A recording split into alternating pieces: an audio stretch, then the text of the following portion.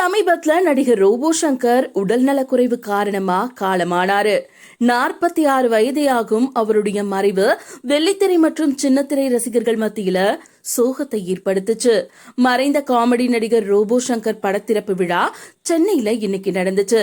இதுல ரோபோ சங்கர் குடும்பத்தை சேர்ந்த எல்லாருமே கலந்துக்கிட்டாங்க. அப்போ ரோபோ சங்கர் மகள் இந்திரஜா பேசும்போது, என் அம்மா டான்சரா வாழ்க்கையை தொடங்கினவங்க. அப்பா மீதான அன்ப இறுதி ஊர்வலத்துல டான்ஸ் ஆடி வெளிப்படுத்தினாங்க. அது சிலர் விமர்சனம் செய்யறாங்க. அவங்களுக்கு புரிதல் அவ்வளவுதான். என் அப்பா மரணத்துக்கு பல காரணங்கள் சொல்றாங்க. எல்லாத்தையுமே நான் பாத்துக்கிட்டு தான் இருக்கேன். அப்பா மறைவோடைய துயரத்துல இருந்து நாங்க இன்னும் யாருமே மீண்டு வரல. அது பத்தி எனக்கு பேசவும் விருப்பமில்ல. அவர் உடல்ல பெயிண்ட் அடிச்சு ரோபோவா மாறி ஆடினதுனால ஏற்பட்ட பாதிப்பால அவர் மறைஞ்சதா சொல்றாங்க. ஆனா அவருடைய மறைவுக்கு அது காரணம் இல்ல.